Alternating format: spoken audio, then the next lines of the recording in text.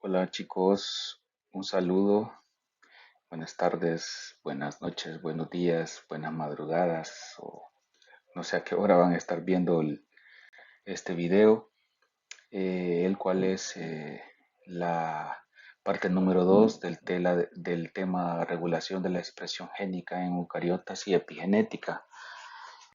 El- es la segunda parte en la cual solo, única y exclusivamente nos vamos a relacionar de la regulación a nivel eucariota, haciendo un breve recordatorio de lo que vimos anteriormente eh, en la clase primera, clase 18, vimos cómo es que los procariotas estaban regulando la expresión de un conjunto de genes que se encuentran adyacentes de una secuencia y que son regulados por una única secuencia que puede encontrarse a nivel corriente arriba de esos genes o puede ser que se encuentren ubicados en corriente abajo de ellos para poder determinar la finalización de la transcripción de esos genes. Esta clase pues es más compleja, conlleva a tener claro que el proceso de transcripción y el proceso de traducción a nivel eucariota es mucho más complejo con distintos tipos de proteínas, factores de transcripción que están pues reconociendo los sitios promotores y que incluso pueden haber procesos de regulación lejanos, ¿verdad? En la cual represores pueden inhibir la transcripción de esos genes o pueden unirse activadores en secuencias determinadas a nivel distal para que puedan activar la expresión de esos genes. El tema de ahora pues es muy bonito. Ustedes ven en esta figura cómo es que el DNA se encuentra enrollado en nucleosomas y vemos aquí las N-metiltransferasas que son las encargadas de la remodelación de la cromatina y vemos cómo la enzima está transfiriendo un grupo metilo a un nucleótido de citosina a nivel del DNA, modificándolo, ¿verdad? Y eso pues va a conllevar a alteraciones posteriores que se llama silenciamiento génico. Ya James Watson había mencionado anteriormente que nuestro futuro estaba en las estrellas, ahora sabemos que está en nuestros genes, dado pues los últimos hallazgos que se han podido determinar, encontrar a través de distintas investigaciones y ahí se puede observar, por ejemplo, cómo es que en gemelos idénticos o en gemelos univitelinos en algunos de ellos pueden desarrollarse ciertas enfermedades y en otros no. O porque en uno se puede desarrollar una enfermedad en un momento determinado y otro no la logra desarrollar o la desarrolla posteriormente. Entonces eso está dado pues a nivel de factores epigenéticos, ¿verdad? Ya lo decía Manel Steller, un investigador catalán. Si la genética es el abecedario, la epigenética es la ortografía, es decir, que tenemos que considerar la epigenética como algo trascendental en el desarrollo genético de las personas y en la expresión principalmente de proteínas que regulan su actividad general y que pues van a conllevar a estados, si se encuentran alterados, estados patológicos o puede conducir por ende a tener una vida saludable. La bibliografía que vamos a utilizar será el libro de Marx en el capítulo 16 que habla sobre la regulación de la expresión génica. Al inicio del capítulo pues se habla de los procariotas. Pues sería bueno que le dieran una leidita más para que lo fueran confirmando o reforzando los conocimientos, ¿verdad? Del libro de Leninger, que es más extenso, pero que esto pues, le va a lograr afianzar bien esas ideas. Y luego vamos a ver el capítulo especial en la epigenética, que se llama epigenética en el libro de conceptos de genética de Klug del año 2013, la parte de epigenética. Ya ambos documentos ya están subidos en su aula para que puedan ser descargados y lo puedan ustedes leer. Bueno, ahora entramos a la parte de la regulación de la expresión génica directamente en eucariotas, ¿verdad? Que es un más complejo que la parte de la regulación procariota. Aquí, eh, al igual como se los explicaba en las diapositivas inicial, la regulación se da en varios niveles, ¿verdad? En este caso, lo más importante de la disponibilidad de los genes, ¿verdad? Que tiene que haber desde la condensación de la cromatina para que quede expuesto el promotor para la RNA polimerasa. Eh, para que el gen se pueda expresar, tiene que pasar una serie de regulaciones, dentro de las que está la modificación de las histonas, en los rearreglos en el DNA y la metilación del DNA. Eso es importante que tiene que darse para que no todos los genes puedan expresarse a la vez, sino que tiene que ser genes específicos que estén siendo controlados precisamente por la estructura tridimensional de la cromatina. La otra parte es todas las regulaciones basadas en el proceso molecular de la transcripción, el procesamiento de ese RNA desde su transporte hacia su maduración, ¿verdad? El tiempo de vida del RNA, el proceso de traducción, eh, lo que incluye también, más que todo, a nivel del inicio de la transcripción, de la traducción, cómo es que se va dando, cómo es que el péptido que está siendo sintetizado va adquiriendo su estructura tridimensional, específicamente a nivel del citosol, y además de eso su transporte, ¿verdad? Su transporte a dónde va a funcionar para que adquiera el folding específico para realizar su función y el tiempo de vida de esa proteína y su posterior degradación. Todos esos son procesos netamente controlados, pero vamos a comenzar en cada uno de ellos viendo específicamente, en este caso, todas las modificaciones a nivel de la cromatina, a nivel de la transcripción y de la traducción, ¿verdad? Vamos a ver una parte de ellas rápidamente para ver cómo da el proceso. En el caso del núcleo de los eucariotas, el material genético se encuentra en una forma condensada, que es la parte de la heterocromatina, y en una forma difusa, que es la eucromatina. En el caso de la eucromatina, eh, es donde se encuentra transcripcionalmente activa los genes, y en la heterocromatina se encuentran los genes prácticamente sin expresión. Entonces, para que estos genes que se encuentran en la eucromatina puedan expresarse, pues entonces tiene que pasar procesos en la cual se descondense la cromatina y se haga más viable para la RNA polimerasa y factores de transcripción específicos de los genes o generales, ambos, generales y específicos, para poder reconocer los promotores que se encuentran en esos genes, ¿verdad? Entonces hay un conglomerado realmente de proteínas específicas que funcionan incluso a distancia del gen. Entonces lo que hacen es potenciar, aumentar la expresión de los genes y permiten que la RNA polimerasa 2 pueda reconocer los promotores y activar el proceso de transcripción, ¿verdad? Cuando el gen se ha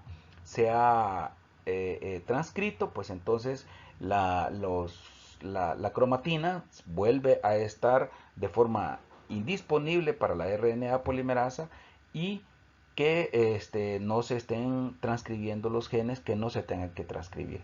En este caso, por ejemplo, los genes line y SINES son las secuencias line y SINES son aquellas secuencias que se encuentran dentro de la heterocromatina y que están altamente regulados su expresión. En el caso de la disposición que tienen los genes en la eucromatina, se debe al cambio de estructura que pueda tener el nucleosoma en aquellas secuencias que contienen uno o varios genes a la vez. Este cambio de conformación de la estructura del DNA se debe a un proceso que se llama acetilación. Acetilación llevado a cabo por enzimas denominadas histona acetiltransferasa, los cuales transfieran un grupo acetilo de la acetilcoenzimo A hacia residuos de lisina que se encuentran en la histona. Estas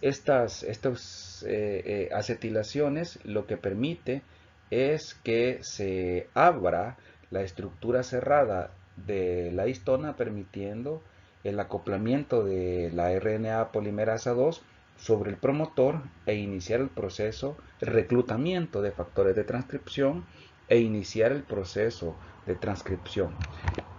¿Quiénes son las histonas que se están acetilando? H2A, H2B, H3 y H4 son las principales histonas que se acetilan. Y las histonas acetiltransferasa lo que hacen es transferir un grupo acetilo hacia los residuos de lisina de estas histonas, y lo que hacen es cambiar las cargas electrostáticas que hay en la histona, permitiendo su separación, ¿verdad? Porque acuérdense que el DNA tiene carga negativa, muy negativa, y el introducir un grupo acetilo disminuye las cargas electrostáticas y lo que hace es la apertura, ¿verdad? Tenemos la histona acetilada, y lo que permite en este caso pues que se abra, ¿verdad?, la estructura del DNA. Por supuesto que esta acetilación no es un proceso covalente como tal que se queda perenne, sino que pueden haber otras enzimas. Estas enzimas se le llama histonas desacetilasas, ¿verdad?, los cuales están volviendo más condensada la histona, liberan el grupo acetilo de la histona y la convierten un poco más difusa, un poco más condensada, y lo que hace es cerrar la estructura del DNA, haciendo prácticamente inviable que la RNA polimerasa 2 pueda reconocer esos promotores.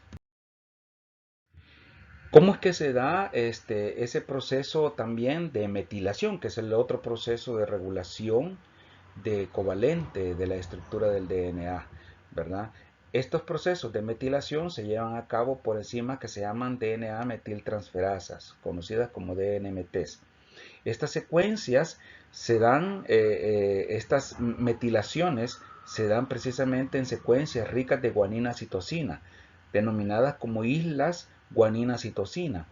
Estas secuencias son conocidas también como secuencias isocoros. Para eso no se los mencioné en la parte de estructura del DNA, precisamente porque es un poco muy complicada la secuencia de guanina-citosina, solamente que ustedes tienen que recordar que las metilaciones se dan en estas secuencias ricas en guanina-citosina que están próximas a los promotores. ¿Cómo es que se da este proceso de metilación del DNA? Hay varios tipos de DNA metiltransferasas, ¿verdad? Dentro de ellas tenemos la DNA metiltransferasa 1, la DNA metiltransferasas 3A y 3B y la DNA metiltransferasa 2. Nosotros los que vamos a conocer, la base esta, es aquellas metiltransferasas de novo, es decir, procesos que se están dando nuevamente en la célula y que lo que hacen es permitir que el DNA se pueda metilar. ¿Quiénes donan estos grupos metilos es la S-adenosilmetionina, ¿verdad? A través de estas metiltransferasas, en este caso, hay una enzima que se llama PRC2, que está permitiendo esta metilación a partir de la S-adenosilmetionina. Como les mencionaba, hay varios tipos de enzimas relacionadas con este proceso de metilación. La DNMT1 son principalmente aquellas que mantienen el componente de metilación y que lo pueden estar cediendo a las células hijas. En este caso, la DNMT3A y 3B son enzimas que están metilando de una forma nueva el DNA y por lo tanto son las encargadas de dar el papel epigenético al silenciamiento génico a un gen, ¿verdad? Esto es bien importante que lo tengamos claros porque son procesos que vamos a ver más adelante con detenimiento durante el proceso de epigenética. Cómo este proceso de metilación del DNA tiene que ver con la expresión de genes. Vamos a ver cómo es que se da el proceso de impronta genómica. La impronta genómica es un proceso biológico por el cual un gen puede estar marcado bioquímicamente y lo cual puede determinar si el origen es paterno o materno. En este caso podemos ver dos problemas que se puedan dar en un locus determinado de uno de los alelos. Tenemos acá problemas que puede darse por una microdeleción en el cromosoma 15, brazo Q del 11 al 13. En este caso de la impronta genómica, puede hacer que un gen únicamente puede expresarse dependiendo si ha sido heredado de uno de los padres o de una de la madre. En este caso podemos ver que si hay una microdeleción en el cromosoma paterno, se puede dar origen al síndrome de Prader-Willi. Y si hay una microdeleción en la misma región del cromosoma, pero que sea el heredado por la madre, es decir, el cromosoma maternal, entonces se puede dar el síndrome de Angelman. En este caso podemos ver estudiar el caso del síndrome de Prader-Willi. Si está con una lesión en el cromosoma paterno, vean ustedes, normalmente la parte 2 del cromosoma materno se encuentra metilado, es decir, que no se expresa, solamente expresa la parte 1 y el 3. Si el cromosoma paterno está perdido, pues entonces vamos a tener un problema serio debido a que en el síndrome de Prader-Willi va a faltar un péptido que se llama péptido N de la ribonucleoproteína nuclear pequeña. Es decir, que va a codificar para un RNA no codificante, que va a pertenecer a la parte de los SNURF. Los SNURF son aquellos RNA no codificantes que intervienen en el proceso de empalme alternativo del ARN. En el caso del síndrome de Angelman, si la parte que está delesionada es siempre del 1 al 3, pero en el cromosoma paterno se encuentra metilado, es decir, se encuentra silenciado el gen 1, ese gen es, es el gen V3A. Este gen V3A normalmente, como está silenciado, la madre lo expresa, pero como está delesionado, hace falta.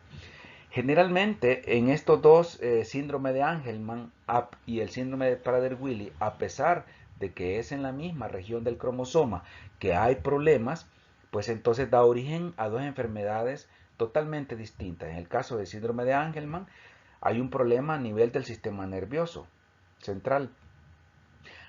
En el caso del síndrome de Prader-Willi, a pesar de que hay una capacidad mental reducida, hay otros tipos de problemas relacionados con él, como por ejemplo un subdesarrollo de los órganos sexuales. Entonces, la impronta genómica tiene que ver mucho con el proceso de silenciamiento génico y, además de eso, con quién de los padres va a heredar este tipo de información génica. Otro proceso importante que tiene que ver con la regulación de la expresión de los genes es la reconfiguración de estos genes. Se pone de ejemplo, por ejemplo, en el libro, la parte de la síntesis de la cadena pesada, pero les estoy poniendo ahorita un ejemplo quizás más visible de lo que aparece en el libro de texto relacionado con la síntesis de la cadena ligera de la inmunoglobulina G. En este caso tenemos tres tipos de segmentos. Un segmento variable, que pueden haber hasta 300 tipos de genes adyacentes entre sí, que codifican para los primeros 95 aminoácidos de la región variable. Esta región que está acá en la cadena ligera. Los segmentos J, hay 4 segmentos J, que significa de unión. Y por último, el segmento constante C. Cuando se da un estímulo de un antígeno específico, se conduce a la expresión de un gen en particular que pueda combinarse con segmentos J. En este caso, vean ustedes, se escoge el segmento 84 que puede unirse con los segmentos J 4 y 5. Durante el proceso de splicing alternativo, se elimina el segmento 5 J y posteriormente se une a el segmento C para producir la cadena ligera. Vean, aquí tenemos la región variable, el segmento J, que es esta línea que se aparece acá, y la región constante.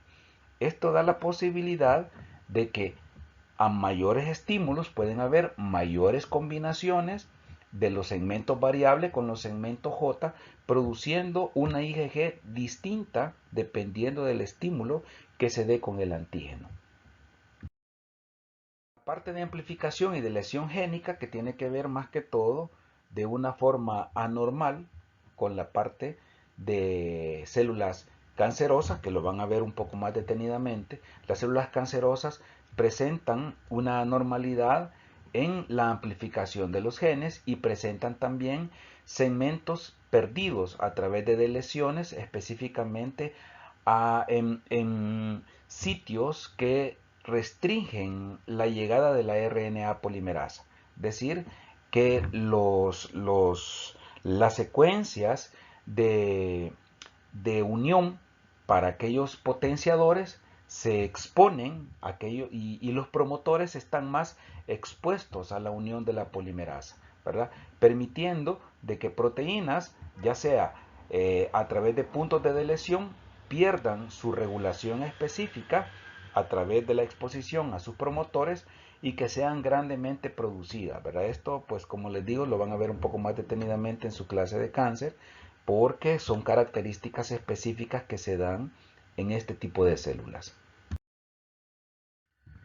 Las proteínas reguladoras, específicamente vamos a los factores de transcripción. Vean esta estructura en la cual se puede ver el promotor, en la cual hay una proteína específica de reconocimiento del promotor, o sea, la caja tata, y la polimerasa interactuando con esta proteína específica que le da el, el, el reconocimiento del sitio más 1 del inicio del gen.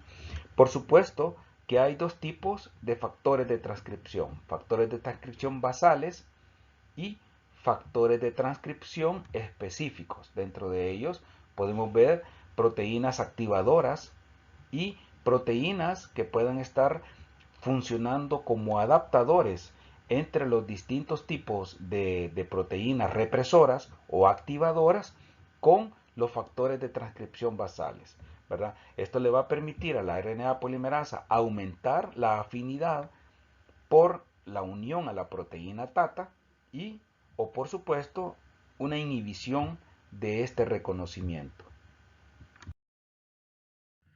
Bien, dentro de estas proteínas reguladoras específicas tenemos los factores generales o basales de transcripción, ¿verdad?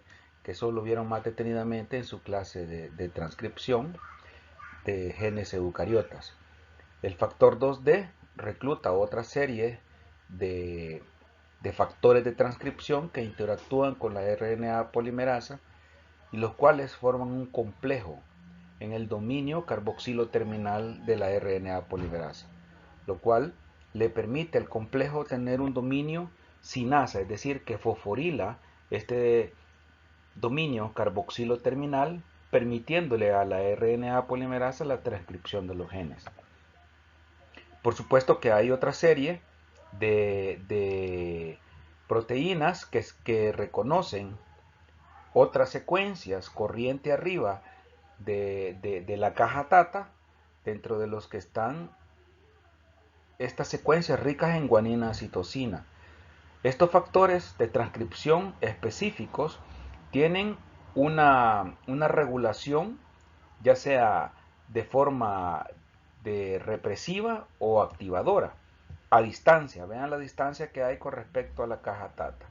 Estos factores específicos de transcripción están sujetos a una serie de mutaciones que conllevan a una desregulación de la transcripción de los genes. Estos factores de transcripción son conocidos como genes o proteínas supresoras de tumores, que provienen de los genes supresores de tumores, que lo van a ver más adelante en la clase de cáncer, como les comentaba, ¿verdad? Todo esto está relacionado con una regulación específica de la transcripción de los genes.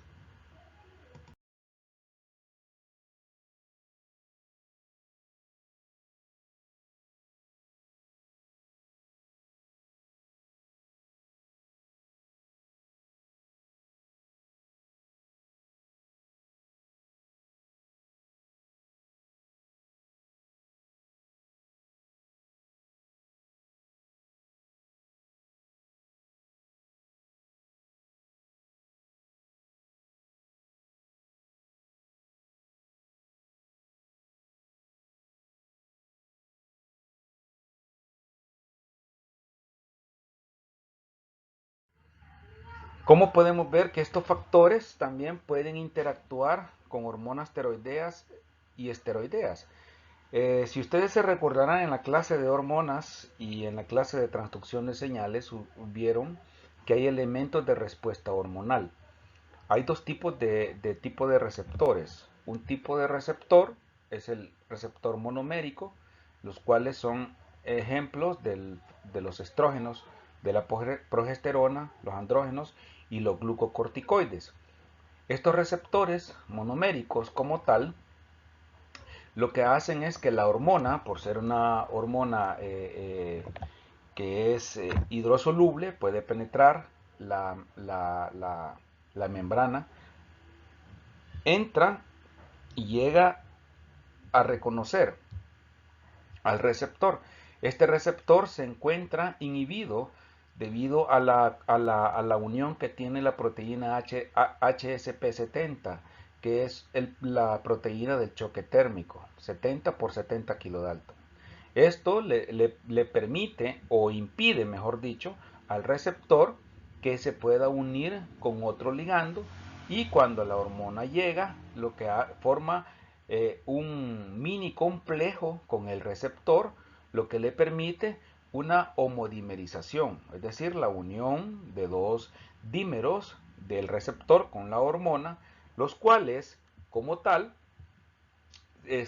interactúan con los elementos de respuesta hormonal, es decir, con los dominios de unión al ligando que tiene el receptor. Esto le permite que en ese momento reclutar proteínas coactivadoras que interaccionan directamente con el dominio de transactivación de los receptores, permitiendo en este caso tanto la unión del receptor como los coactivadores, la activación de la RNA polimerasa para la transcripción de genes y la producción de proteínas. Con los receptores tipo 2 es totalmente distinto. En este caso, la hormona viaja directamente al núcleo y es en el núcleo donde el receptor, que está compuesto por receptor tiroideo y por receptor del retinoide, se encuentra unido con un represor, directamente unido sobre los elementos de respuesta hormonal. En este caso, la entrada del receptor elimina al correpresor, se une a través del dominio de unión al ligando con el receptor heterodímero, vean, son dos receptores, receptor tiroideo y el receptor retinoide, y a través del dominio de transactivación recluta coactivadores activando la polimerasa y de esa forma la transcripción de los genes. Es de resaltar acá que estos receptores son totalmente distintos a los vistos anteriormente, a los receptores transducción de señales que están acoplados en la membrana plasmática. Bien, entonces, como vemos acá y se los he venido mencionando, tenemos los dos tipos de receptores. Receptores basales, que son los que actúan directamente sobre la RNA polimerasa, y los factores específicos, que funcionan como represores y como potenciadores o enhancer, ¿verdad? Aumentando la unión que pueda tener la proteína TATA, la TATA Binding Protein, sobre el promotor de la caja TATA que se encuentra cercano al sitio de inicio de la transcripción de cualquier gen. Dentro de estos factores, ¿verdad? Tenemos que tener en consideración la especialización de los tejidos, cómo es que se da en, en, en cada uno de ellos. Si cada célula tiene la misma información, ¿por qué cada tejido está sintetizando un tipo distinto de proteína a otro tejido? Aquí podemos tener, por ejemplo, lo que puede darse en una célula hepática y en una célula cerebral. La misma información hay con respecto al gen, en este caso el gen de la albúmina, con su promotor y sus elementos distales y proximales cercanos al sitio de transcripción del gen. En este caso, vemos que en la célula del hígado hay factores de transcripción específicos, factores de transcripción basales, los cuales interactúan con la RNA polimerasa, activando fuertemente su actividad para que el gen de la albúmina sea transcrito a un alto nivel. En cambio, en las células en las neuronas, por ejemplo, hacen falta estos tipos de factores reguladores específicos, son distintos, por lo tanto, el nivel que pueda haber de transcripción del gen de la albúmina es prácticamente nulo, ¿verdad? Y es precisamente por la interacción que se dan de estos factores, potenciadores y represores. Ambos funcionan de esa misma forma.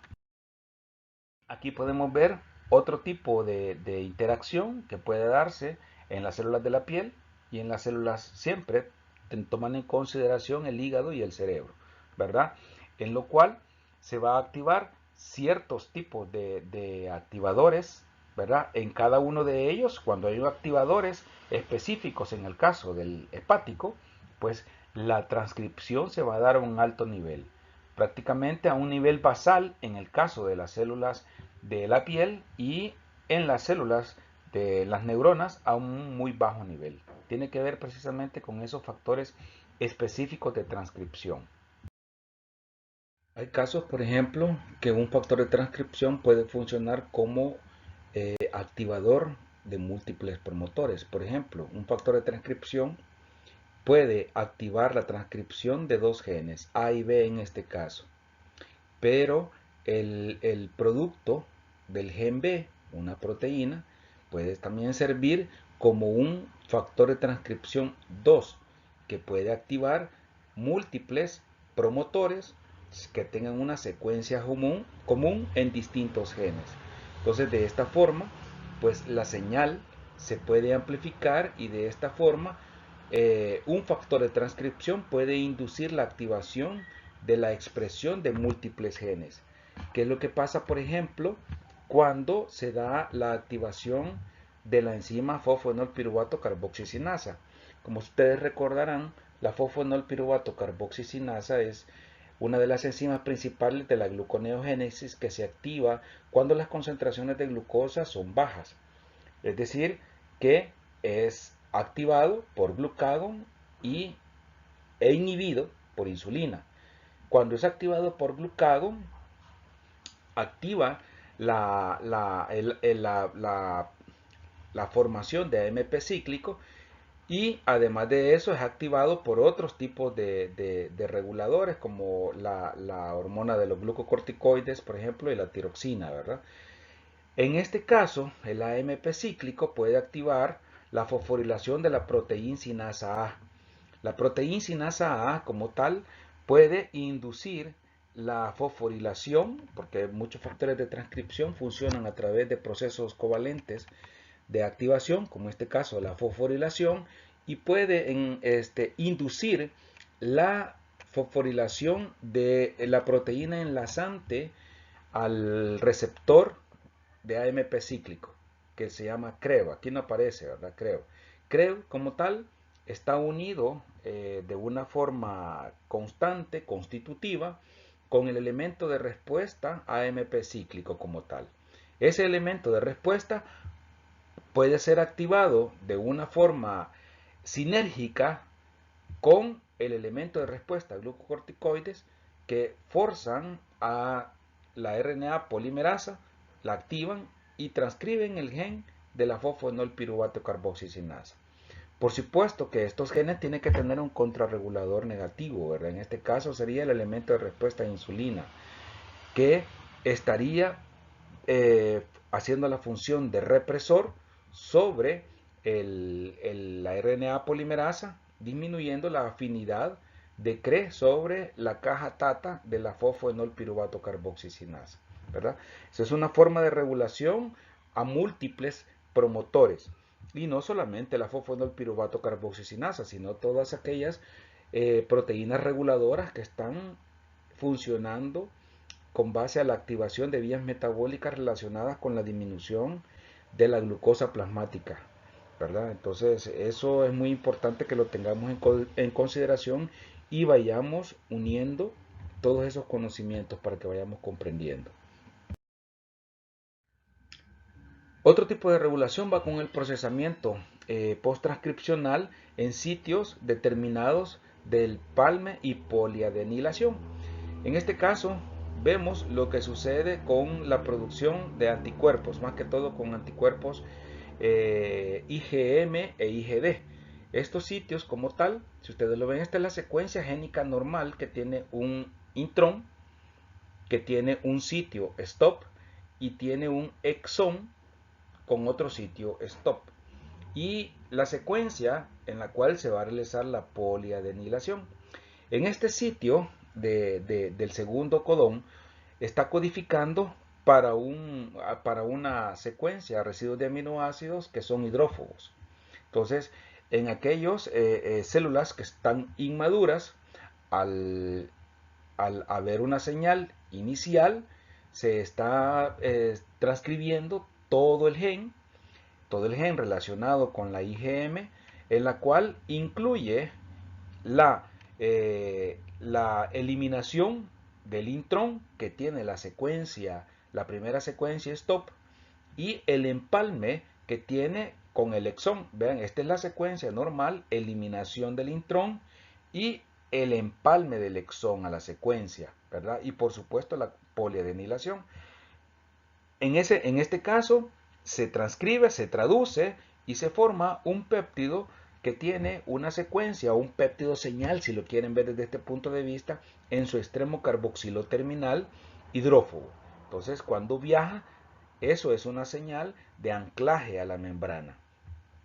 Pero cuando hay una activación por activación de más eh, eh, señales de anticuerpos, lo que se da es que el sitio como tal del segundo codón de detenimiento no tiene dónde aparearse y entonces el intrón no se puede eliminar y por lo tanto la traducción se da específicamente hasta donde aparece el primer sitio del codón de detenimiento. Con esto desaparece el péptido que es hidrófobo y por lo tanto es una señal de que ese péptido que se está produciendo, en este caso la inmunoglobulina D, es de secreción, ¿verdad? Entonces son sitios específicos de empalme y poliadenilación que dan el origen a distintos tipos de proteínas. Lo mismo sucede, por ejemplo, con el proceso de edición. Todos recuerdan, bueno, de hecho se ha visto en clases relacionadas con el transporte de lípidos, la ApoB48 y la ApoC100. La apoproteína tiene un largo de 4563 residuos de aminoácidos, ¿verdad? En este caso, estamos viendo la ApoB100 que está en hígado. ¿Cómo es que se da ese proceso de síntesis de la ApoB48 y de la ApoB100?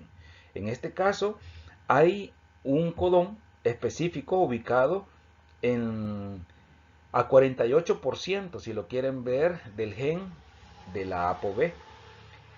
Ese codón tiene la secuencia citosina, adenina, adenina, ¿verdad? En el hígado como tal, ese codón codifica para un residuo de aminoácido que es arginina y al final, como tal, no hay un codón de detenimiento, sino que la transcripción se da específicamente sobre el gen y la traducción de la proteína ApoB100. En cambio, en el intestino hay una edición de ese RNA a nivel de la citosina en la cual se da un proceso de desaminación, lo cual al desaminarse cambia la base nitrogenada de citosina por uracilo, lo cual es un codón stop. Al haber un codón stop, por supuesto, eh, en la traducción, pues entonces codifica a ese codón de detenimiento y por lo tanto es un codón aberrante, se detiene el proceso de traducción y se está sintetizando la ApoB48 con 2152 residuos de aminoácidos. Tanto el proceso de empalme alternativo y el proceso de edición son formas de regulación de la expresión de los genes y la especialización de los tejidos. Bien, hemos visto el proceso de regulación de la expresión de los genes a nivel de transcripción. Hoy veamos un pequeño ejemplo relacionado con la traducción, siempre después de la expresión de los genes a nivel de transcripción. ¿Cómo es que se podemos ver en este ejemplo? Es para la síntesis, por ejemplo, de globinas.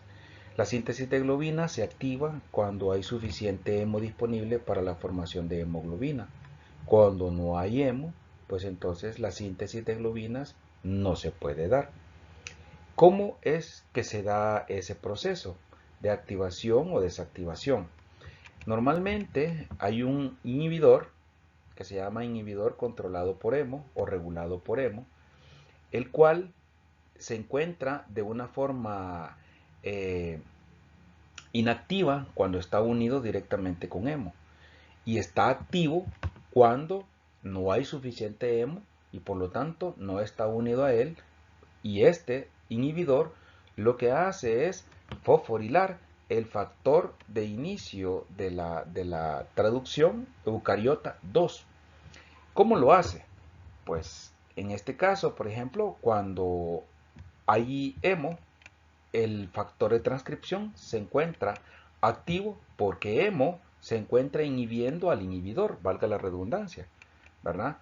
En este caso, cuando no hay hemo o cuando hay algún otro problema, por ejemplo, en inanición o infecciones virales, el inhibidor se encuentra sin hemo y lo que hace es, con una actividad sinasa a expensas de ATP, fosforir el factor de transcripción, el factor de traducción eucariota 2 y por lo tanto la síntesis de globina no se puede dar.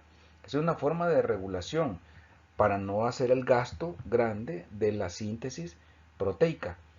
La otra forma de regulación que dijimos que vamos a ver es a través de la síntesis del microRNA. El microRNA es parte de una secuencia de RNA no codificantes, es decir, todos aquellos que no tienen nada que ver con el RNA mensajero. ¿Cómo se da este tipo de síntesis y de regulación, síntesis del microRNA y el proceso de acción del microRNA sobre la expresión de los genes?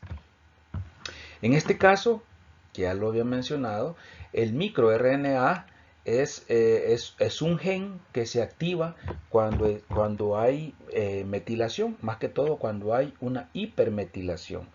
Es decir, cuando los genes no se tienen que estar transcribiendo. Y si se da un proceso de transcripción en un gen X, entonces se da la activación de síntesis de un microRNA.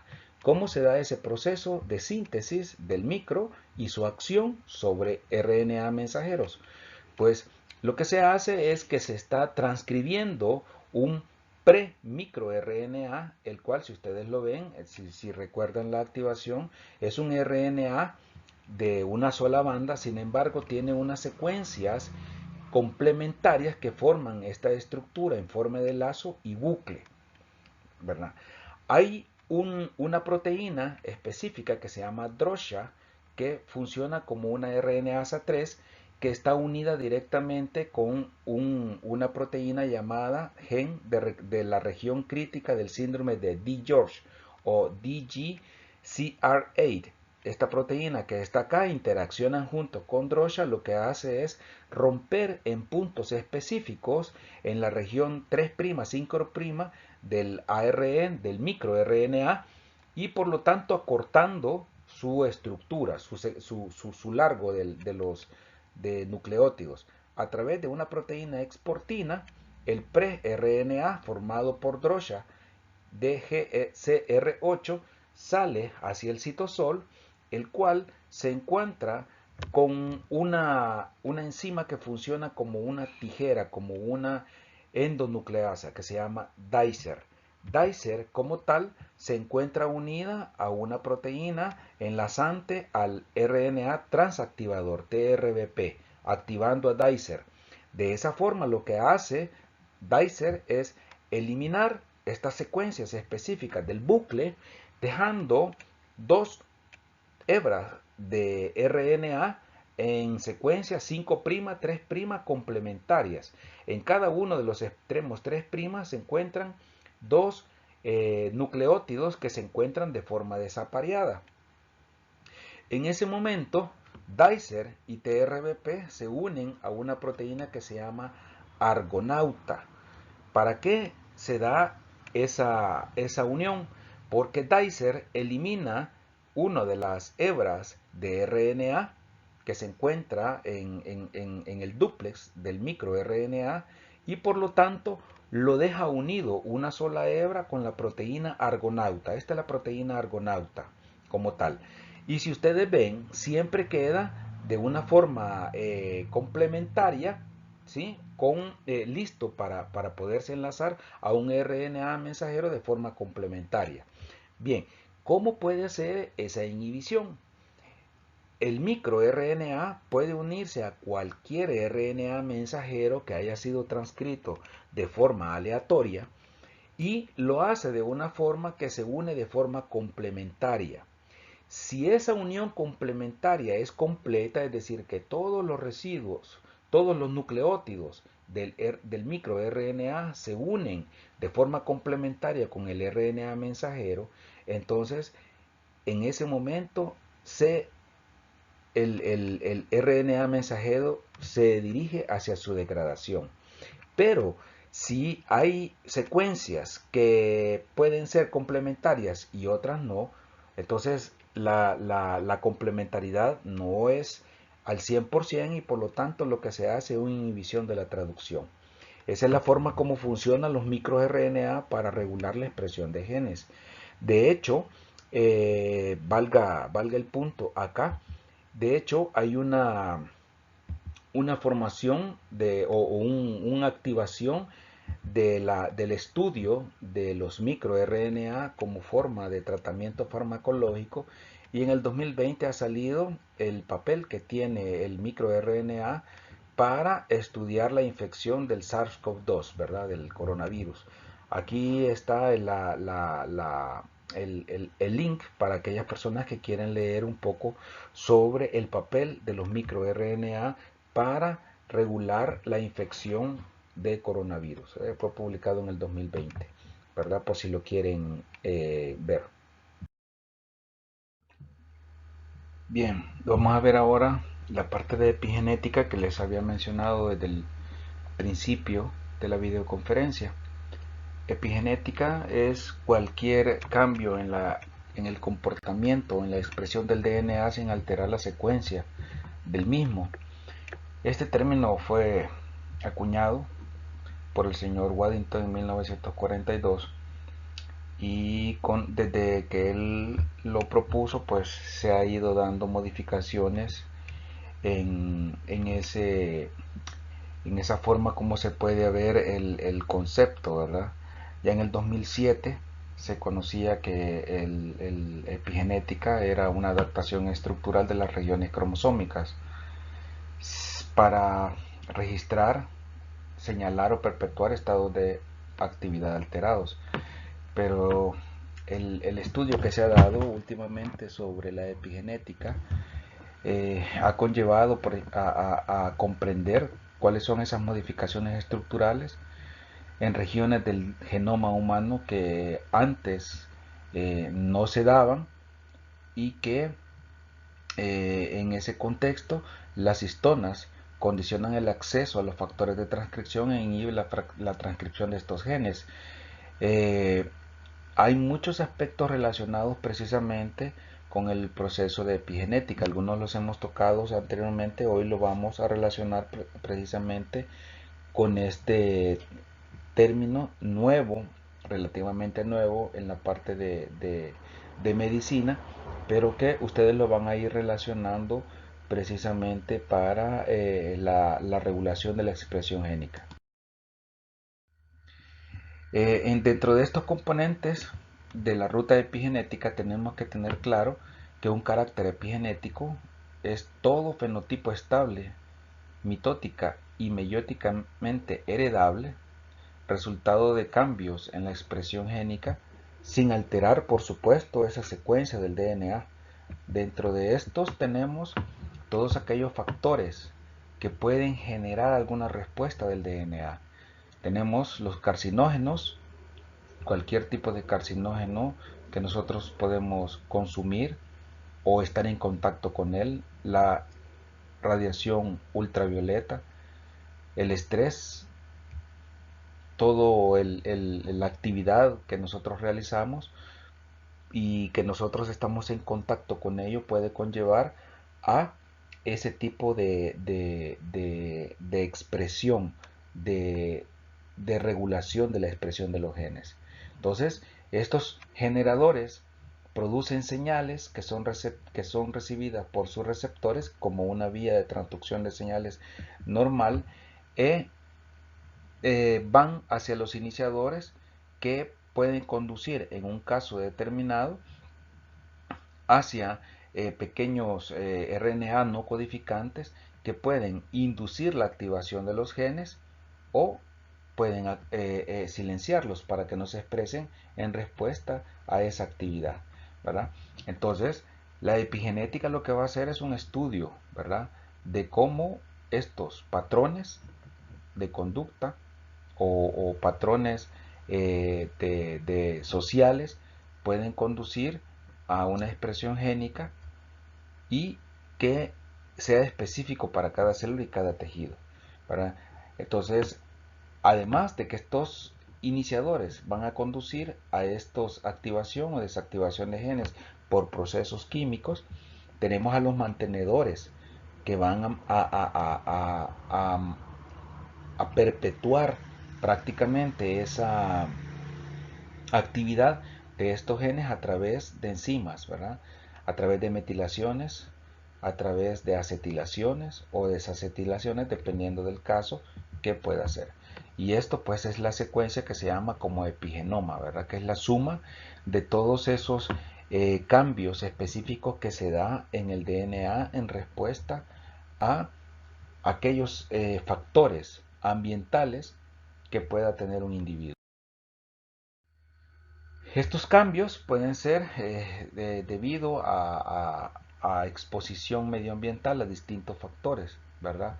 Como por ejemplo el humo del cigarrillo. Dentro de esos factores podemos tener varios tipos de cambios a nivel de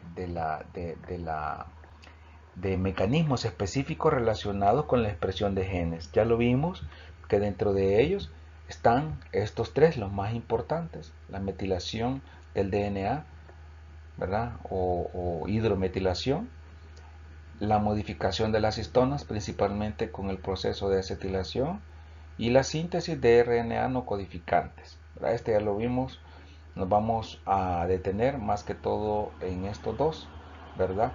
Aunque este es importantísimo, pero como ya lo vimos un poco más detenidamente durante esta clase, no lo voy a tocar.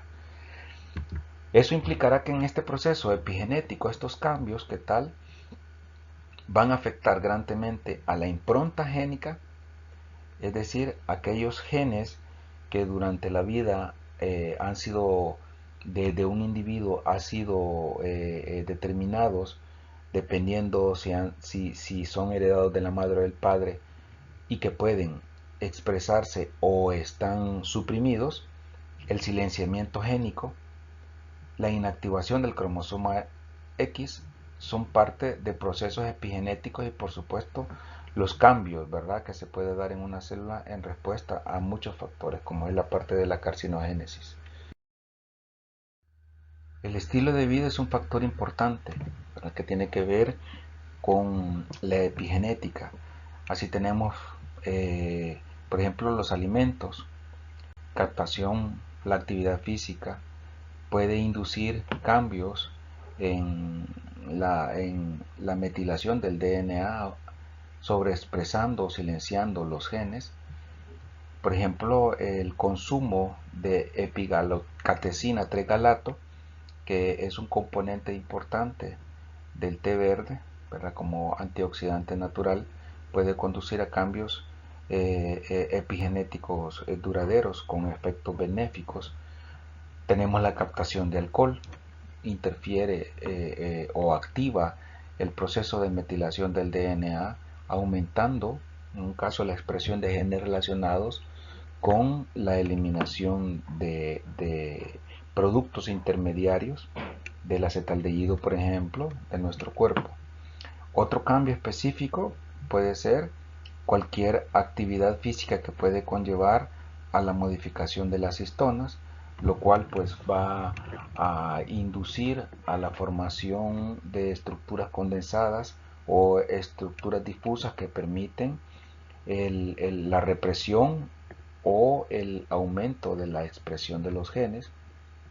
Y así también tenemos la formación de microRNA, ¿verdad?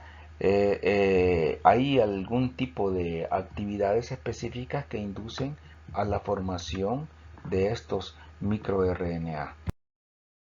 Vamos a comenzar con la parte de la metilación. La metilación, como lo vimos antes durante la clase, se da en secuencias ricas en guanina citosina que se encuentran adyacentes a cada uno de los promotores, ¿verdad?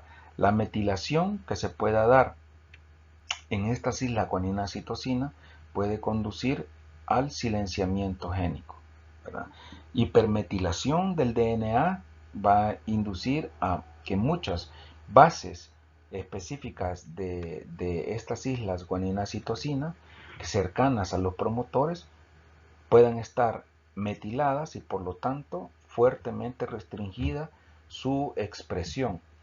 Así tenemos que de estas tipos de metilaciones, la transferencia de residuos de grupos acetilos, de grupos metilos, perdón, desde la S-adenosilmetionina hacia el residuo de citosina puede producir un cambio específico, convirtiéndolo en 5-metilcitosina, y eso pues conduce a una modificación química de la base normal, por lo tanto, siendo reprimido el gen que está adyacente a esta cis-guanina-citosina.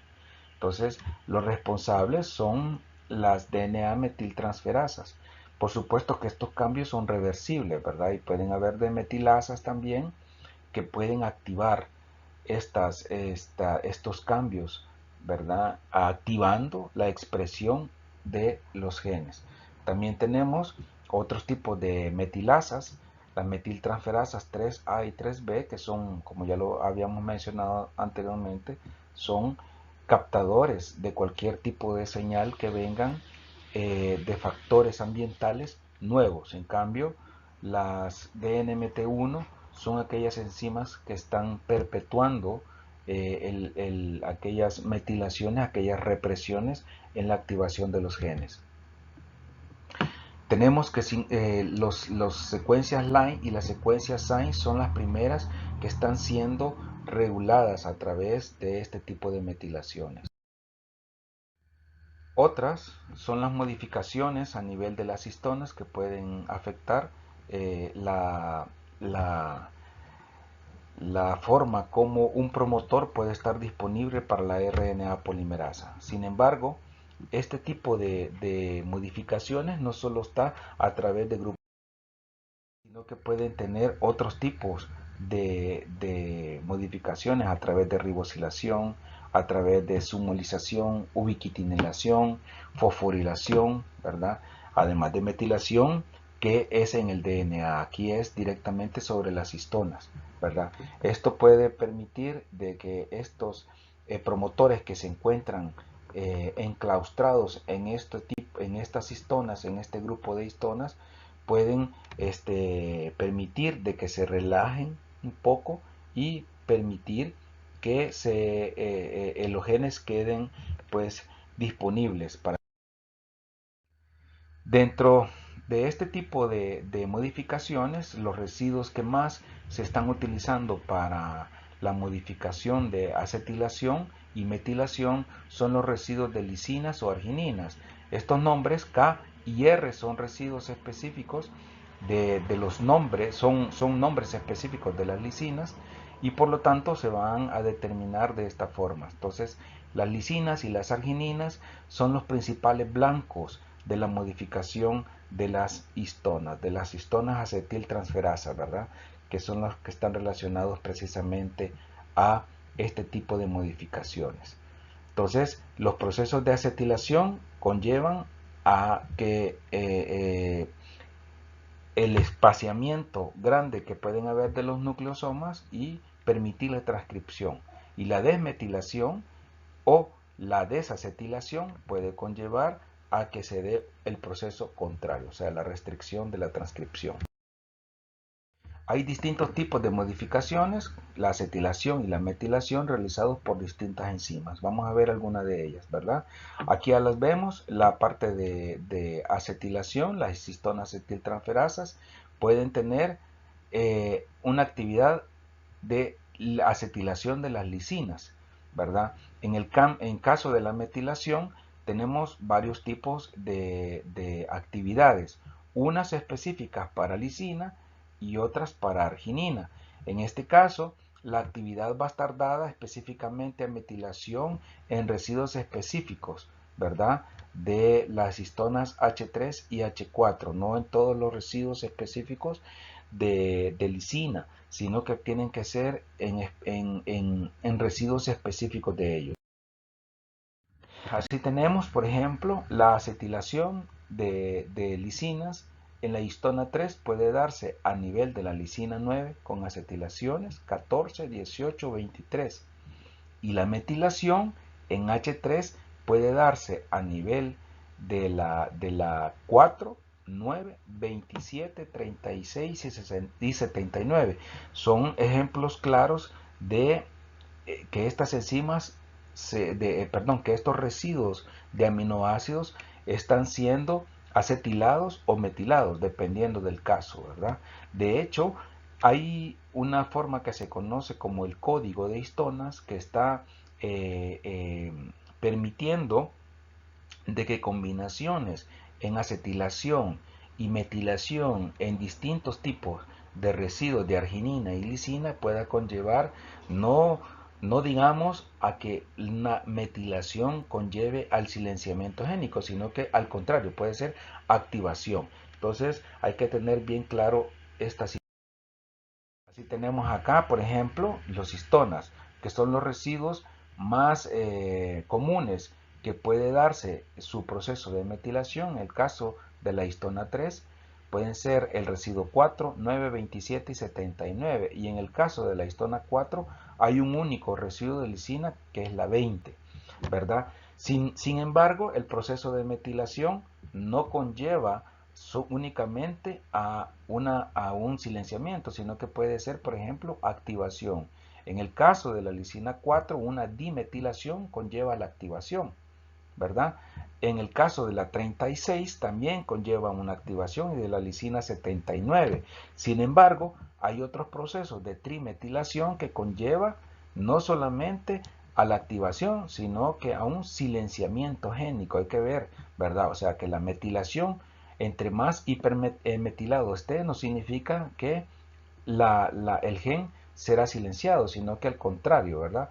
Puede ser activo, por eso se le llama el código de histona, ¿verdad? Que eso es lo que se ha estado buscando. Sin embargo, hay patrones específicos en el caso de la dimetilación, un silenciamiento génico, ¿verdad? De aquellas zonas específicas codificantes, ¿verdad?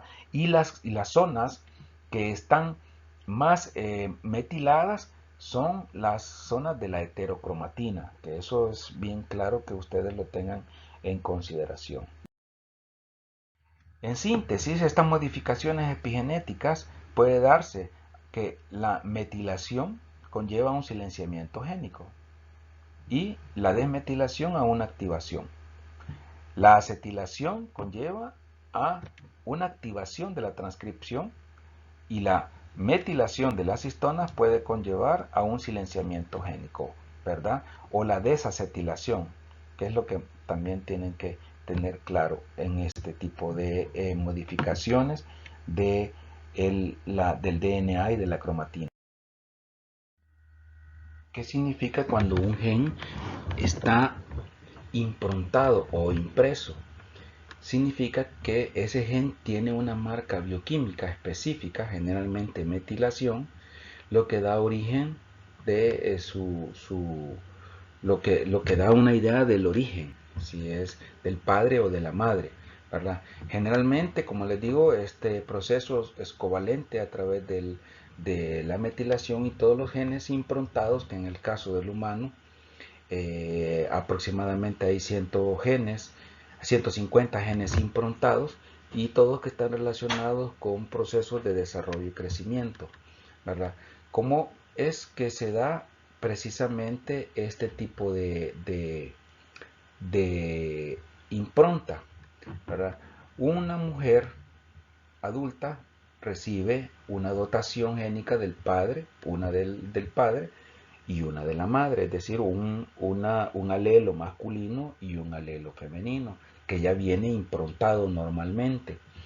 Cuando esa mujer adulta va a generar gametos para su reproducción, esos alelos son borrados de sus células germinales, la impronta es eliminada y se reprograma. De esa forma, la reprogramación permite generar un gameto masculino que tiene una impronta femenina. Lo mismo pasa con el macho, ¿verdad? Genera gametos que tienen una impronta masculina.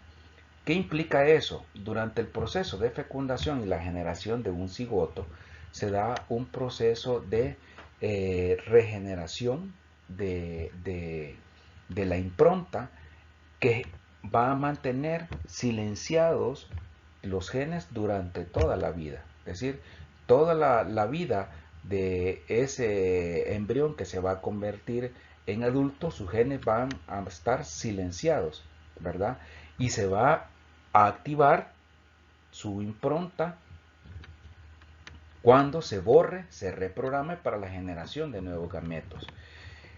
¿Qué está relacionado a la epigenética? Aquellos genes que han sido improntados durante toda su vida, el organismo los va a tener silenciados y se van a activar o a silenciar aquellos genes que sean modificados a través de la epigenética, es decir, aquellos genes que tengan que ver con la remodelación de la cromatina o por metilación. Esos genes sí van a estar relacionados con factores ambientales, ¿verdad?, para su activación. ¿Qué tiene que ver el cáncer? Ese proceso tiene que ver con cambios en la expresión de los genes supresores de tumores, a través de los cuales puede conllevar a una hipermetilación de los genes que pueda conducir a su desactivación.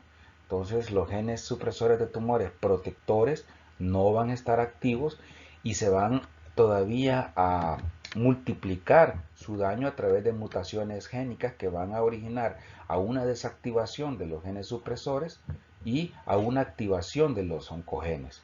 Esto se va a agravar a través por una hipometilación global, es decir, una metilación baja en gran escala en todo el genoma que conlleve a una instabilidad cromosómica, ¿verdad?